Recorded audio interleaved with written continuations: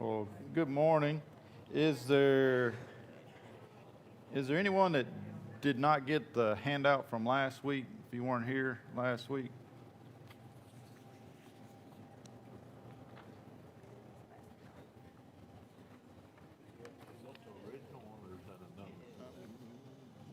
be the same.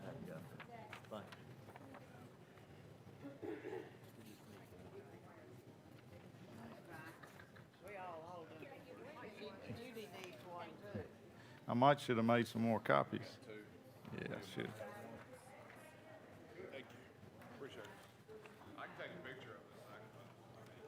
Yeah, I might. Yeah.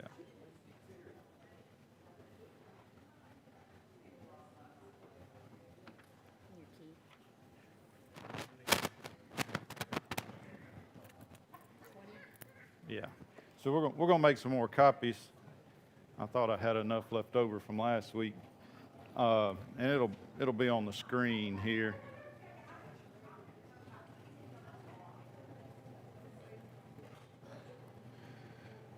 So we're talking about leadership for these couple months. We're almost a month in. If you remember, we kind of started off with just some general talk on leadership qualities and different styles of leadership. And then last week we moved into talking about qualifications of elders, specifically as laid out in 1 Timothy 3 and Titus chapter 1. And we made it through a couple of those qualifications last week, and that's where we're going to pick up this week, where we left off, and hopefully finish that up this morning.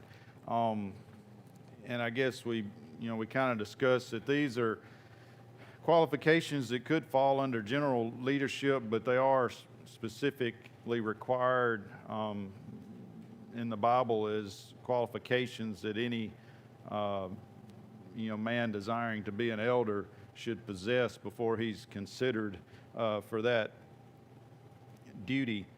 And we talked about some of the reasons for that last week, and that'll come up, I'm sure, again some more this week. And of course, the first being, just as a quick review, first being, and Thomas, you might have to help me on that first slide, getting it to swap over. First being, he must have be motivated with a desire to serve in that capacity. And we talked about why it's important for an elder to desire that role because of the work that'll be involved. And just like, anything we do in our lives, if we're not motivated with the desire to do it, a lot of times, I guess our human nature, for lack of a better word, tends to keep us maybe from doing as good a job at that task as we would if we have that desire there. Then we moved in, and again we're talking about characteristics, so we're kind of grouping these in different type characteristics. We moved into the moral characteristic that he must be above reproach. We talked about kind of what that means, being blameless, not in the sense that he's perfect, because no man is perfect, but just in the sense that his reputation has to be blameless in the sense that he has to do with his integrity, and the fact that this is something that is a characteristic that's kind of developed over time, not something that's started from the day that they have that desire or are appointed. Then we moved into what we call domestic characteristics. We spent a good bit of time on this, being the husband of one wife, and what that means, and what that has to do with that person's ability to serve as a shepherd. And then we talked about managing his family well, and that being evident in how he raises his children and how they respect him and that sort of thing. If you want to raise your hand, we'll pass those around if anyone didn't get one. And this is just something for you to kind of take notes on. It'll all be on the screen too. And if you want to be turning to 1 Timothy 3 and Titus 1, maybe keep a finger in one spot. We'll be we'll be jumping around there.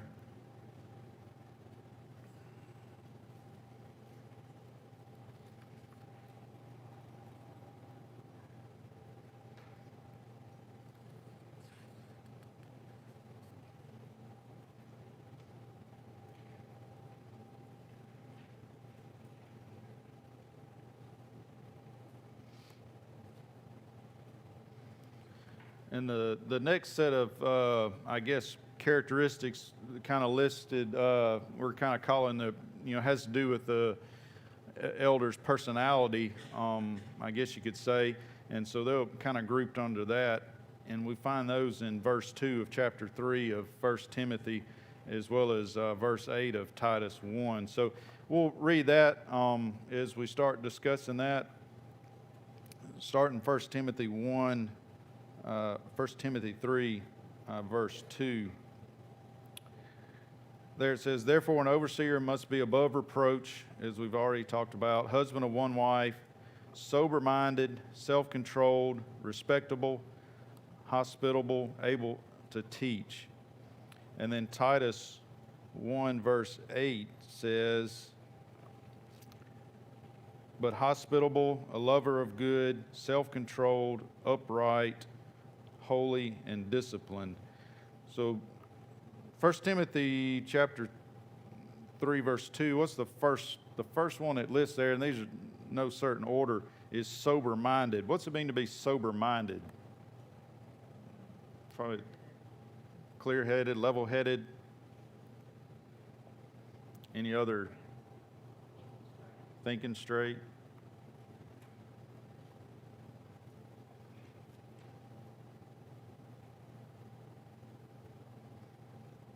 I believe the New American Standard uses the word temperate, maybe instead of sober-minded. It's a rational person, right? Someone who's sensible. Why is that important for someone who desires to be an elder to be sober-minded?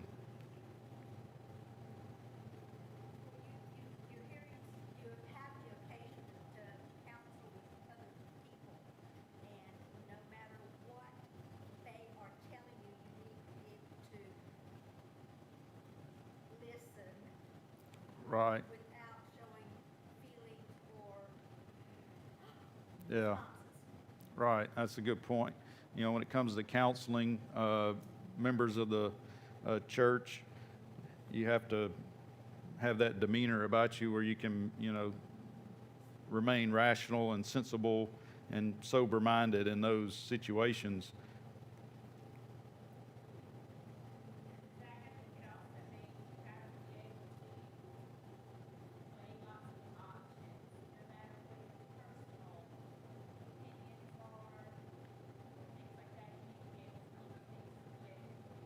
Yeah.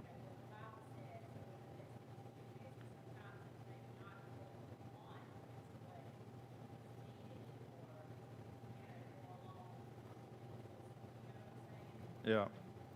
Yeah, being able to weigh, decisions before, jumping too quickly into something. And again, say sober-minded.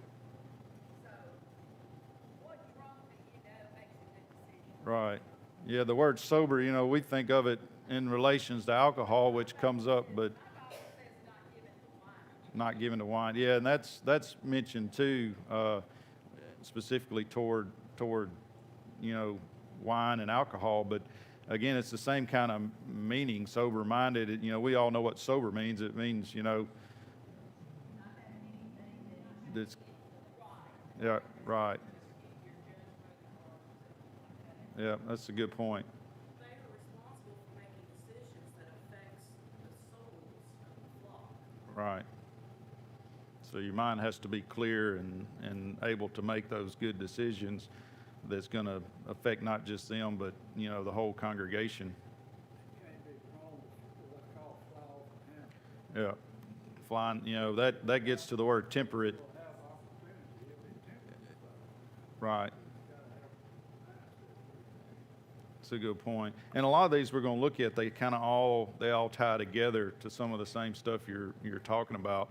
The next one There on the list, self-controlled, which is kind of self-explanatory there. Again, that, when I think about it, I think of more sober-minded is more controlling your thoughts and your minds, and like we've said, and to me, when you talk about self-control, even though there's a mental aspect, it has more of a physical connotation in my mind of, being able to control their own actions. Any other thoughts on self-control? Anytime I've ever had an interaction with an elder on a difficult situation, the ones that went better, the elders were able to be calm and not react, Right. not take things personal and off, and when somebody questions the decision they made or whatever it is, but the better encounter I've had, they were able, both of us, they maintained their calmness. Yeah, maintaining your composure. These two tie together in the fact, actually, it's sober-minded, there's one of the definitions that probably didn't go through there, but to be vigilant, you have to be vigilant looking for what everybody's having to remember, false doctrine. And as Jacob said, that flows right into this about self-control, because you can't just blurt out, there's gotta be a lot of control in the way you handle it. Sometimes people think about it a little slow, but it's planned out action, thinking of all the things that can happen. There's a lot of mind thinking that controls all of them. Yeah. And I think that's something, you bring that up, as something that we as a congregation have to remember when we, there's times we may go to the elders with a concern or something, we'd like to do that maybe we haven't done before. And I'm going to say 99% of the time, you're not going to get a direct, immediate yes or no right then, which, as we're talking about, is probably a good thing. But there's a lot of things that come into play in those decisions. So that's some understanding we can have on our side when we get in those situations. If we don't get the response in the time frame or the quickness in the response that we would like, we shouldn't assume that it's because the elders aren't hearing us or not listening to us or don't care about what our concern or whatever it is we're talking about. It's more of, as Mr. Jim said, they've got to be deliberate and they've got to be sober-minded and make sure that the decision that they're going to make falls in line with everything else that's going on, if that makes sense. So that's again, another advantage to us doing this study. Even if we don't ever have the aspirations to be an elder, we're still part of the church. So it helps us to understand kind of the process that they're going through when it comes to those kind of things. The next one that was one of the ones listed there is respectable. And some of you may have a different translation than what I'm reading from, so some of these words might, be a little different. So if you've got some different wording there, it might help our discussion as well. But why is being respectable important? Right. If you can't have respect, how can you serve others? And typically, how well do people tend to follow you as a leader? And that even just, this is one of those that fits in any kind of leadership category. If you don't have respect of the people you're leading, how well are they going to follow you most times? Another one that I don't think I have it on the screen that falls in with, I think, these other four is the word disciplined. It says they must be disciplined. And I think, again, that goes back to what Mr. Jim was saying. Elders have to be deliberate and kind of anticipate things and think through things, maybe even before certain situations come up, so that they, will be able to maintain their composure and not be caught off guard. So it does take a lot of discipline on their part to, to stay proactive on things. If you take all three of these, I guess one of the main things you should say is they should be approachable. Right. Yeah, being approachable does come into that, because if you got somebody that's not sober-minded or doesn't have that self-control, a lot of people are not as likely to go to them when they have concerns or have a problem they need help with.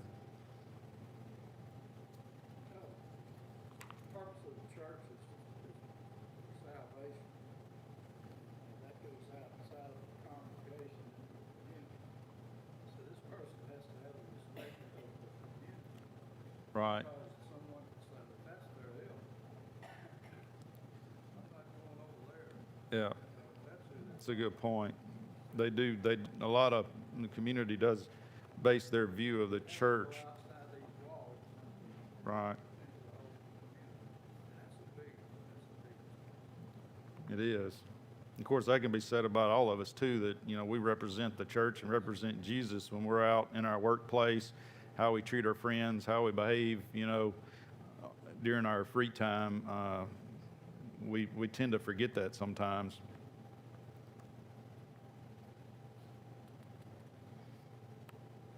Any other thoughts on verse 2 and 8 there? We're going to come back to some of the words that are listed there that, don't necessarily fall under our personality, but any other thoughts on an elder's personality that is there that maybe I missed? We're going to move to verse 3 and 7 next, but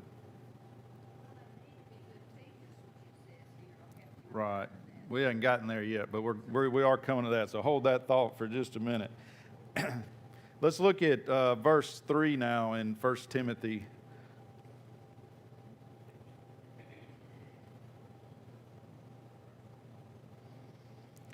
There it says, and this goes back to what Sandra was saying, and I'm reading from the ESV, so some of y'all might have different wording on these verses, but in verse 3 there of 1 Timothy says, not a drunkard, not violent, but gentle, not quarrelsome. And Titus chapter 1, verse 7, for an overseer as God's steward must be above reproach, which we've talked about, must not be arrogant or quick-tempered or a drunkard or violent or greedy for gain. So not given to drunkenness. Of course, for what I just read said not a drunkard. Any other wording that y'all may have on not addicted, not a heavy drinker, not given to wine. I think that's one of the I think that's what Miss Sanders said hers said. So what does that have to do? That's a little bit different than these other personality characteristics we've talked about, right? But it ties into sober-minded, self-controlled, respectable. If you're the town drunk, you're not gonna have these other flaws. Right. It'd be hard for someone given to much wine or a drunkard to have any of these to be above reproach, to have any of these other characteristics. Was somebody else going to say something? A number of years ago, but anyway, studied a little bit more about this, and if you compare, realize back then they didn't have water readily available like we do. Wine was a lot of what they drank, but the wine that they drank regularly was probably wine. If you think about wine today, as you buy on the shelf, it's probably at least 10 times the most of what they had. All right. So, and a little then would be a really, really, really, really almost nothing now. Right. Compare giant-wise, what they were doing versus what we do today. Yeah, the potency, I guess, of what we had today is a lot higher than what they had back then. And that is something with some of these. This is one of the ones you do have to take in context with, in the early church of, again, they didn't have filtered and, chlorinated water and processed water like we do today, where you just drink water out of a tap. They're, I guess, for the most part back then, wine was their go-to drink because it could be stored and it would keep and it wouldn't go bad and cause illnesses and such. But again, someone who was given to much wine would end up being, as some of the other translations would be, a drunkard if they drank too much of it. And so you have to, again, this is one you could probably spend a whole class on studying that, and then even just Christianity in general when it comes to alcohol and that sort of thing. But again, if you go back to these verses we're looking at, when you're talking about a person that's going to qualify to be a leader of the church and a shepherd. This is things that you're looking at that person to see the type person they are, their character, to see if they fit into that role and would do well in that role. And definitely, I think everyone would agree someone who was given to too much wine or was a drunkard would not probably serve too well in the role as an elder. Well, here again, if someone in the community sees that elder liquor store buying wine, what sort of effect is that going to make? He doesn't know whether he's a drunk or he just drinks a glass and drinks a bottle. All he knows in the liquor store buying wine.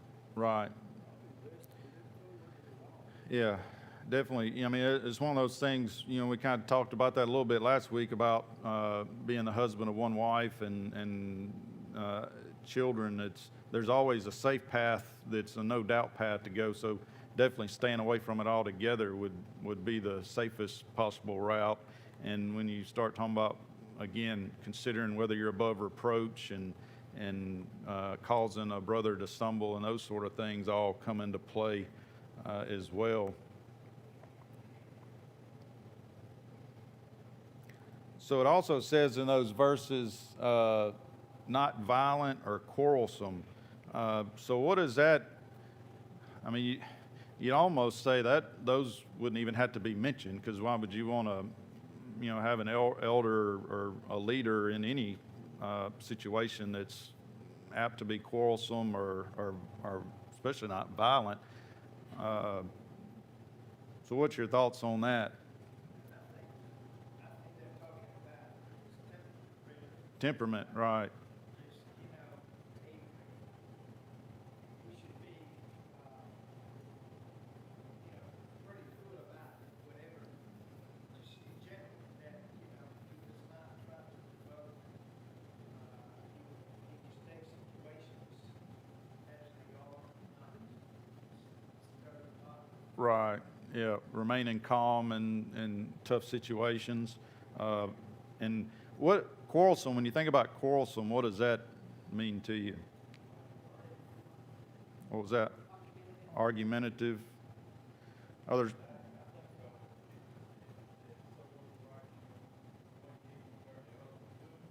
Right.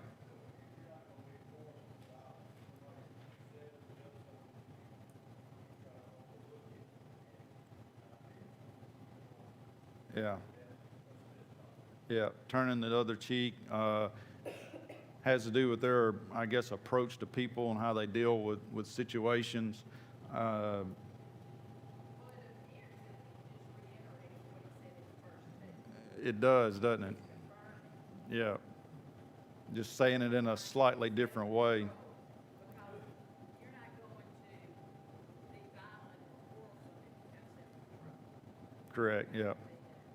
Yeah, a lot of these tie together. Kind of what Senator said, seems to me like, let's say of all the other things that weren't even listed, but only self-control, It catches all. It it covers. covers it all, doesn't it? Yep. And are there some people that just like to argue sometimes? I mean, you definitely wouldn't want an elder that was that type person, would you? Because, I mean, you wouldn't get much done. That goes back to approach. If they're like that, you're not going to. Right, that's true. Again, a lot of, these tie together. So if it's an elder's the type that every time you try to communicate with them, they're arguing with you, you're just gonna, a lot of folks would just stop approaching them. One thing about all of these, or most of these, just something to kind of think about is all these personality characteristics. If you're not careful and you have an elder that has one or multiple of these, they're all things that, and it's something for us to keep in mind too, is just as Christians, if we have any of these characteristics, it's not good for us to have them either. But they are things that can lead to dividing the church if you're that type person. Just something to be mindful of. Right.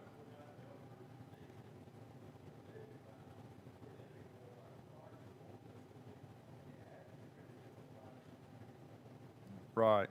Yeah, that's true. You know, a lot of these are things that we all should strive for.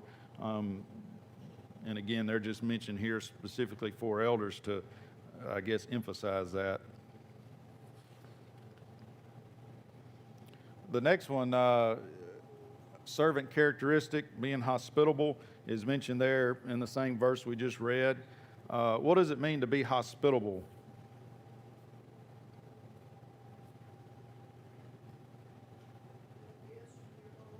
Having guests in your home, that's definitely one definition. That's where my mind goes right off the bat. Is that all that it means? Just an elder being someone who opens up his home and invites people over all the time? Takes care of people? See the needs of others? Yeah. Being welcoming, letting people know we're glad that they're here. Anybody else gonna? One of the major qualifications this was for in the first century was to help those that had needs outside, not necessarily in the church, Right. but outside also to see that need and to help those, willing to try to find ways to help people. Right. In the forest, we look at a lot about having folks in our home, which is a good thing, and that's part of it. But that happens very rarely in the first century. Yeah.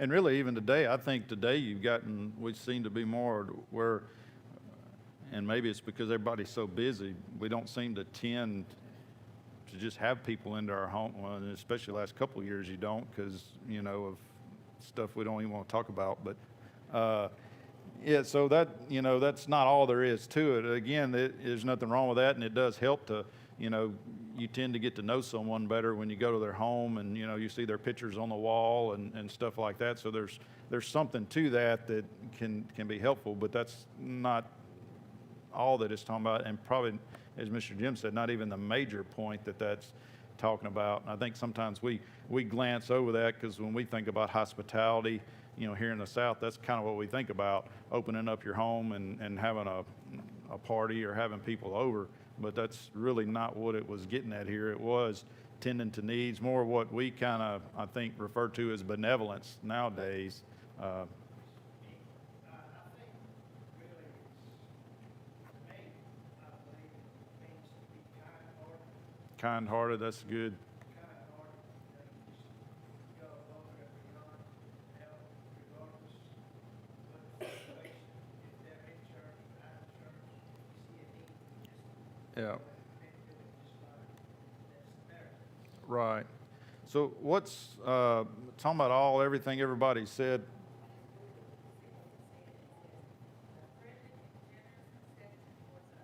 right. Approachable, yeah, it's approachable, yeah. So in all of what everybody said, what's kind of implied by all of that when you're talking about a characteristic of a person that's hospitable? Love your neighbor as yourself. Is it somebody that sits over in the corner and walks in, sits down, never goes around, talks to anyone? I mean, to be hospitable, you've got to interact with people, right? So, you know, an elder needs to be someone who's going to get to know the congregation, get to know those outside the congregation. Can't be a closed-off person, which can come into play when you start talking about personalities and introvert and extroverts. You know, probably an extroverted personality elder is probably going to, you know, this characteristic's going to come real easy to them more than likely. Whereas somebody like me that's more of an introvert, this would be one that I'd have to work at more because it takes more an effort for me to walk up and shake somebody's hand, introduce myself, and make that person feel welcome. So, and a lot of these is something, you know, we've talked about in the past with leadership styles. You know, an elder has to be a person that self-reflects and kind of is honest with themselves and realizes where their strengths and weaknesses are so that they can, you know, because, you know, these verses aren't saying that, hey, if you're an extroverted elder, you need to do these things. If you're introverted, you do these. You know, it's all encompassing. So even if being hospitable in that sense is not necessarily a natural mode for a particular elder, it's still doesn't excuse them from being hospitable. They still have to work at that. If the shepherd doesn't know all of the sheep, he's not gonna know them all of the mission.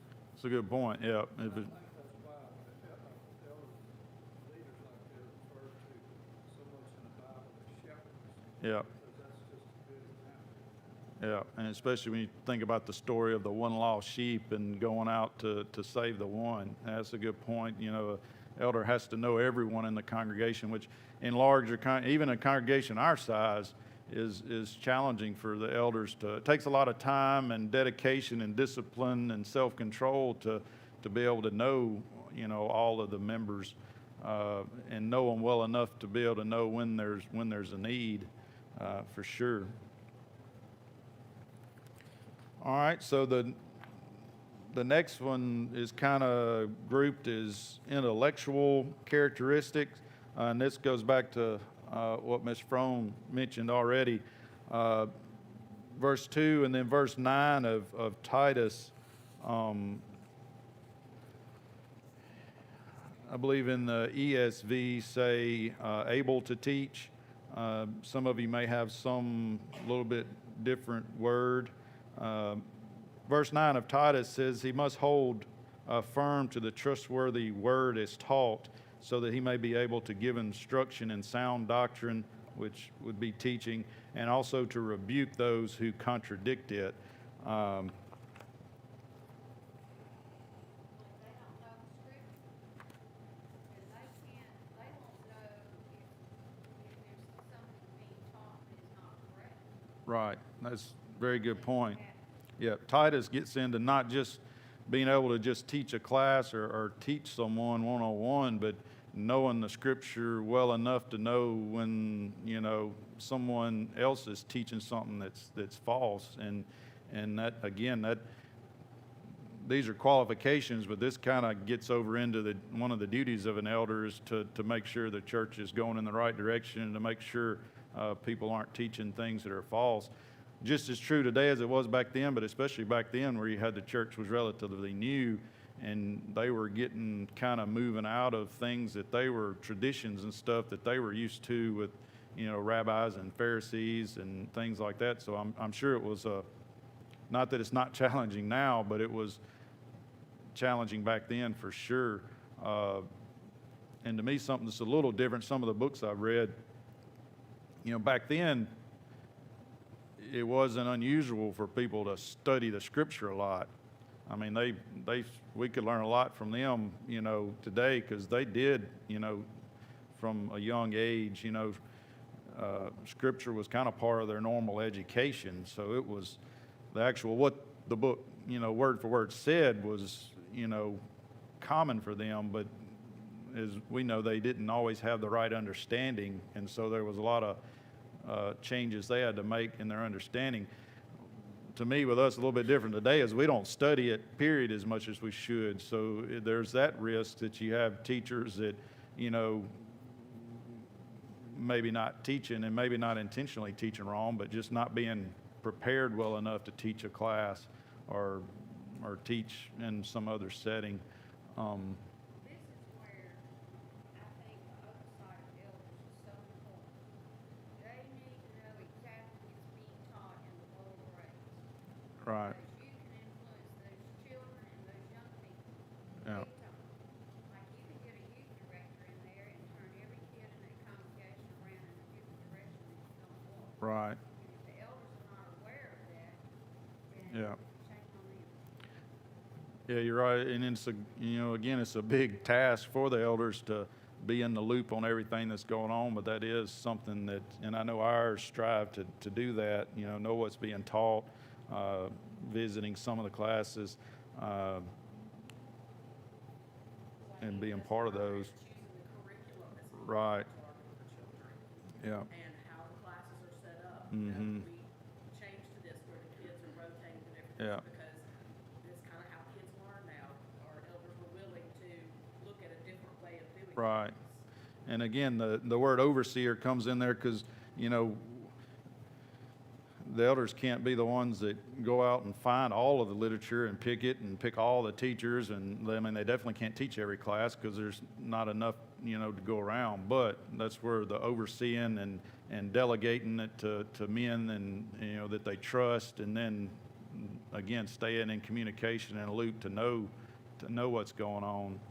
And that's all part of teaching. When we look at this, we think of just them doing the teaching, but it implies the other too. And that goes back, and we probably, that last few years, when they delegating to whatever, a long-term plan where you do have time to look at what's being taught and how it's being taught. Right. But ultimately, it's still the elder's responsibility. Yeah. And it doesn't take a little here or there, inching in, and we think, well, ain't nothing to that. People's opinions get thrown in the middle of things. We're not about opinions.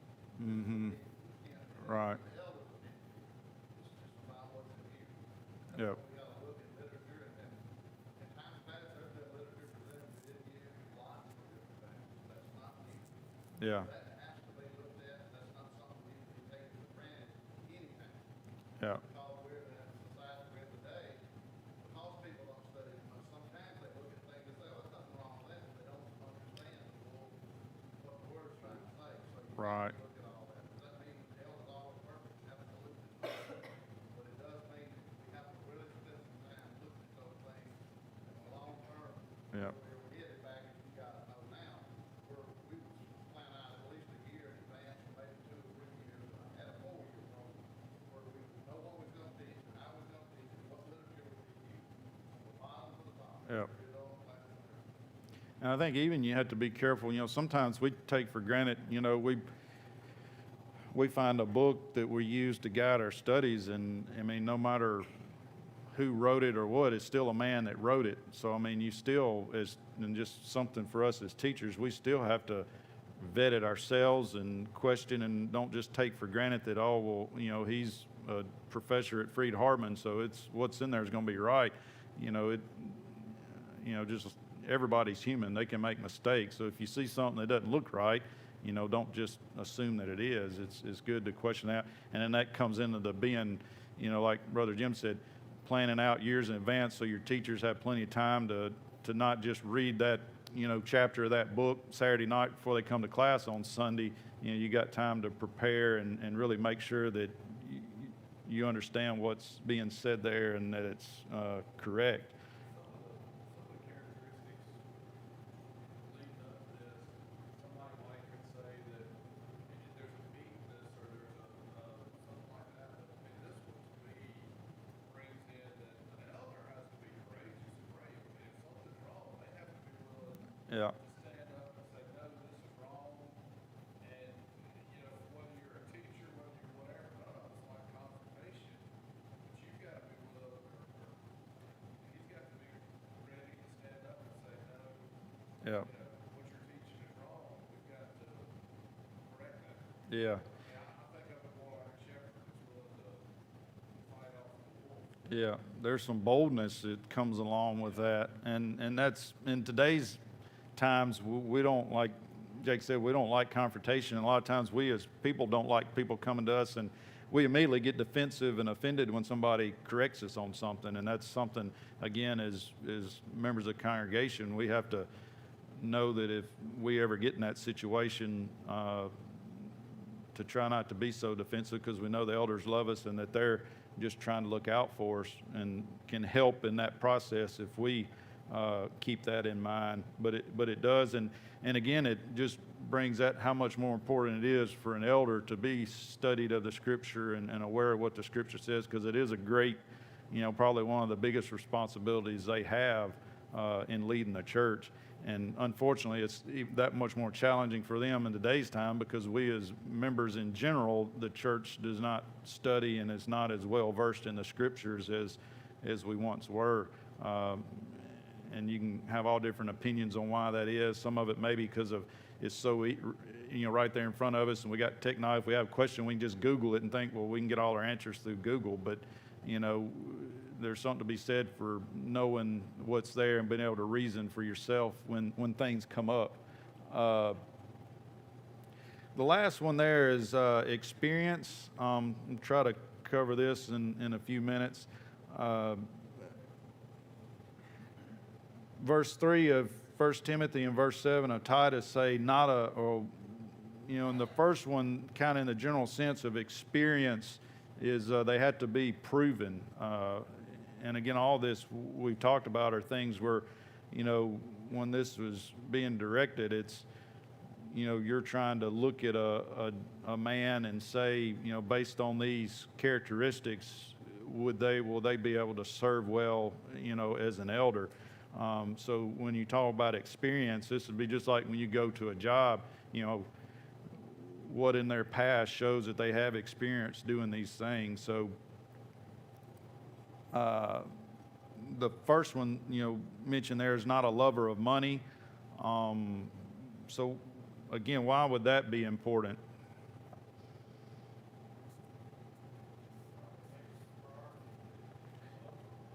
Affects your priorities in all kind of senses. We've already talked about how much time being an elder, sacrifice it takes to serve the congregation. And if they're motivated by money, it's going to affect their decisions, their priorities, whether or not they're willing to give up, that time away from maybe their jobs or other things. Again, this is a Christian characteristic as well. If we're motivated by money, it affects the decisions we make a lot of times and may cloud our judgment if we're motivated by that desire to attain money. Not that there's anything wrong with it, but if we get our priorities out of whack, it will affect our performance, I guess you could say. Respecter of persons comes in there. Uphold people that have money and their opinion before the rest. Right, which can be a very, very dangerous thing. Jesus gave us an example of that.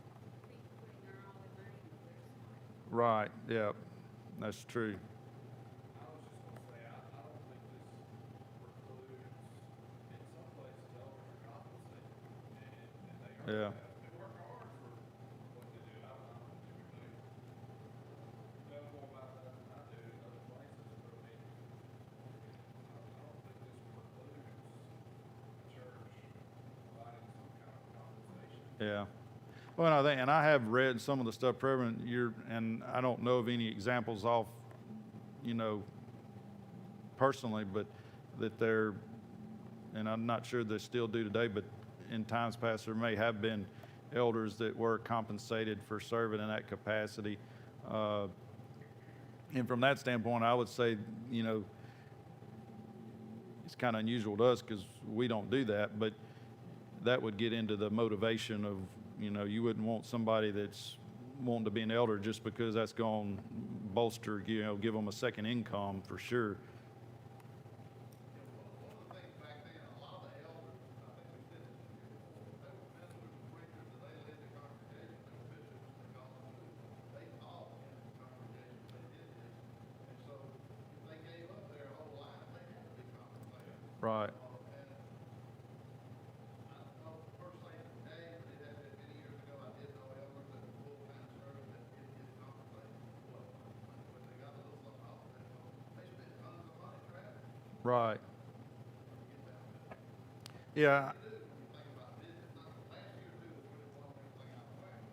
There are business and travel and time spent that people don't realize that it costs a lot of money. Yeah. It's not about it. So, if you're that way, you may not, the opposite of that loving money wanted is, well, I'm not gonna spend it to do what I need to do too. Right, that's true. If you want to hoard up and keep the church bank balance up, way up there just because you don't want to turn loose of it, then that gets in the way of doing some good work too. So again, I think it comes down to the word lover of money. It's not the money, it's the love of money. The next one is not a recent convert. I think a recent convert would be contradictory of having experience, right? So I think there's all kind of reasons why that's not a good idea. And again, this gets into what age is the right age for a man to be an elder. I guess you've got all levels of experience. It's not necessarily tied to a certain age. Of course, you got the other qualifications, having believing children and those children being old enough to where you can make that judgment on whether or not, they've done a good job managing their household. So that somewhat indicates and implies that, you know, they've at least got to be old enough to have children, old enough for you to make that judgment call.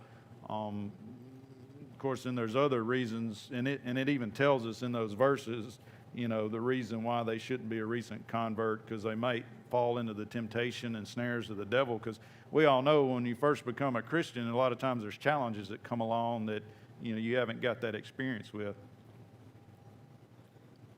Sorry, going back to the elders meeting, look at First Timothy chapter 5, 17. The elders rule well, for to be accepted worthy of fellow conference, especially those who work hard in preaching. Then he considered that was referring to some general conversation. Right, yeah. And again, I don't know there'd be necessarily anything wrong with that. I mean, you might can argue that an elder might be better capable of serving if they were able to walk completely away from their secular job, and then the church compensate them, because then they could, you know, focus on that. And that's that's why we have paid preachers, right? I mean, there's other churches that can't support a full-time preacher, so they have part-time preachers that, you know, have other jobs. Well, I mean, you're talking about there's only so many hours in a day, so their attention's divided. So, you know, it's a good point.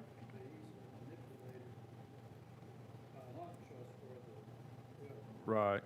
He's not going to know when they're wrong, so he has to have the same knowledge and experience that his counterparts have. Right. Just Yeah. If you look at all the stuff that elders have got to do and things they're responsible for, you know, not being a recent convert's a pretty easy one to go along with. We'll stop right there. There's a couple more. We'll pick up on those next week. It won't take us but just a few minutes. I don't want to rush it. And if you want to go ahead and continue reading in Titus there, we'll finish that up, and then we'll in Timothy chapter 3, read verses 8 through 11 and kind of be thinking about those. We'll just jump on in next week to qualifications of deacons as well, which will be some similar type stuff, but maybe slightly different. And then we'll move into some other things. But thank y'all for your comments this morning. I really appreciate it. It helps the class be even better when y'all give me your thoughts.